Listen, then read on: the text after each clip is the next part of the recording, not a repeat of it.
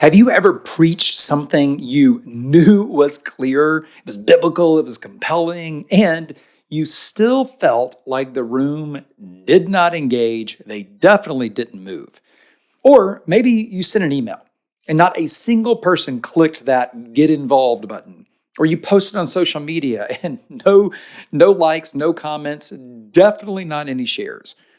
Here's the thing, the people, they're not resistant, they're not hostile to these things. They just are unmoved. They're unmotivated. I mean, every pastor and church leader, we have all felt this. I have felt this so many times I couldn't even count if I had to.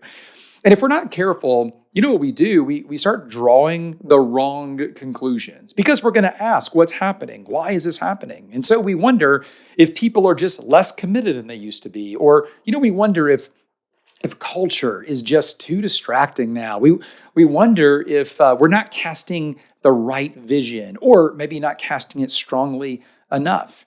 And listen, I mean, sometimes those things are possibly true. Maybe there are factors in this. But often the issue is simpler and it's more structural. In nearly every case, you do not have a people problem. What churches usually have is a pathway problem. Here's what I mean. Most churches kind of unintentionally design around one dominant environment. And usually that's Sunday, which makes perfect sense, right? And that environment becomes the primary delivery system for discipleship, leadership development, belonging, the mission. And in a way, that's kind of where friction begins because not everyone engages the same way. That word way is important. We're going to talk about the way that people engage. I mean, think about the different types of people that you are already leading in your church. Now, I have talked extensively about these 4 categories, so I'm not going to review all the details, but there are 4. Here's the first one. You have seekers. These seekers, they are spiritually curious, but they are very cautious. They're not believers yet. And what they're really asking is this place safe? Can I belong even if I don't believe? Is this a place where I can explore faith without feeling exposed or being ashamed?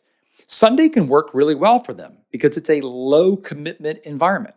But if you push them too quickly into like a higher expectation, maybe a small group space, one where they may have to pray out loud, right? They're going to disappear. And they're not disappearing out of rebellion. It's just a misalignment request. Okay, our next category, and you have a lot of these in your church, there are students. These students are new, younger believers, not young in age, but they're younger in their faith, right? They're more immature believers. And they are hungry. They really do want to learn. And what they really want is clarity. They want information, but they want it through clarity. What they're really asking is, what does Scripture actually say? They're looking kind of for a framework for life and for leading themselves in faith. If you only give them inspiration, but you don't give them any structure, they're going to stall out. And again, it's not because they lack hunger, but they're looking for handles. They're looking for a way that meets them where they are for what they're looking for. Shapers, that's our third category. These are your builders in a lot of ways. They're kind of finished with the information collection. They are now looking for more responsibility and for challenge. Now, they may not say that out loud. And the transition from student to shaper might be the hardest transition because they're moving from information to now application. But if you keep them in an information-focused environment for too long, guess what's going to happen? They are going to plateau. These people are beginning to actively kind of build their lives after the ways of Jesus. They don't need more information at this point. They need to be challenged to live it out. They can grow, but mostly if faith costs them something. And then our last category, finally, we have our stewards. Our stewards are our most mature believers, and they really are the one carrying the future in your church. They're thinking long-term. They feel a deep ownership of the local church, of the mission. If you don't give them influence, they're going to disengage. Often they're going to do it quietly. And a lot of times they take their leadership capability, capacity somewhere else. So here's the leadership mistake that we just often make in churches. We assume that disengagement by any of these categories, we assume disengagement equals disinterest, but often disengagement equals misplacement. We've kind of people being inspired and equipped the wrong way for their spiritual next step. And when that happens, friction always increases. And when friction rises, momentum always slows. So, what's the solution? Well, one of my favorite words, maybe some of my two favorite words, the solution is intentional design. Intentional design. Let's kind of take this a level deeper, okay? Healthy churches, which I know you want to have, and maybe you already do have, and it could be a little healthier. Healthy churches, they don't just have environments, okay? They don't just have programs.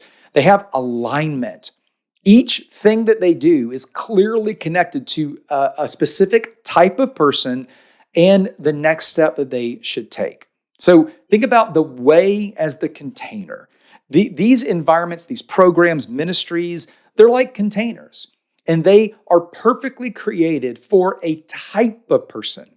But not all four categories can fit in the same container and get the same thing out of it. It's a mismatch of the right way when we do that. This is really where clarity becomes, I would argue, pastoral care.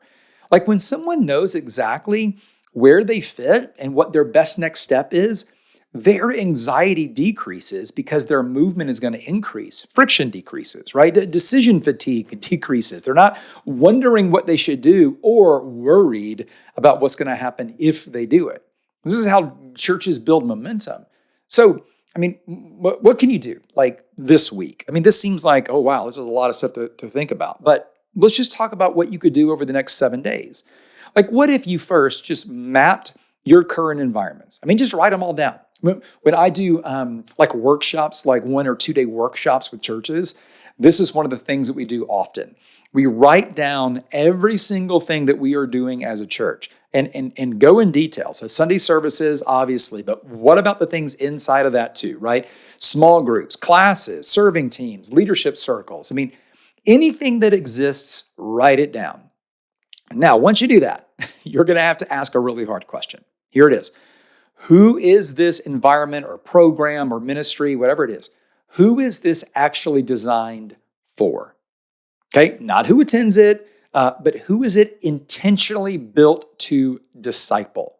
Is it a seeker environment? Is it a student kind of driven space? I mean, again, which of the 4 categories is this built to disciple?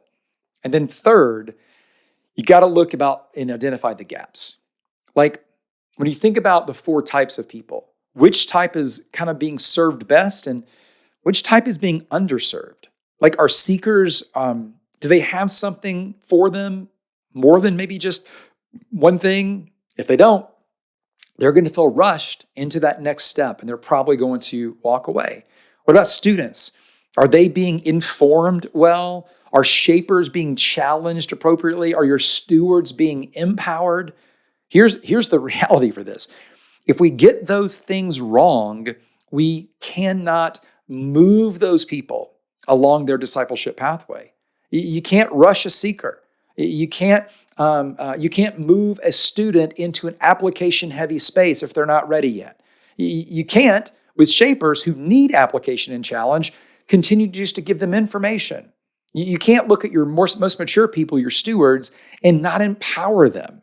The way really matters. The container really matters. And then, if you really want to take this to the next level, I'd love for you to clarify one next step for each of these types of people and not create something new, but look at what you're currently doing and see if the way matches the person.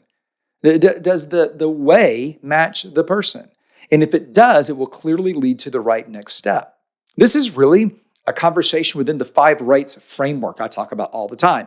If you go to gavinadams.com or almost listen to any of the things I talk about, we talk about the 5 rights. It's a system of thinking to make sure the right person gets the right message at the right time in the right way that leads to the right next step. When those 5 things align, growth really accelerates. And here's what's cool. It does it naturally, kind of organically. And you see it. You can feel it. And listen, I want you to hear this so clearly, okay? If momentum feels uneven in your church right now, it does not automatically mean that there's something kind of wrong spiritually in your church. It may just simply be your pathway needs some refinement and some alignment. That's actually what great leaders do. It's what great pastors do. And I love that it's fixable. It's actually kind of easy to fix in some ways. You just design a better pathway. And when you do that, you're going to reduce friction, you're going to clarify next steps, and then you get to just watch what God will do with clarity. Because when the right person is offered the right way, momentum and movement increase automatically.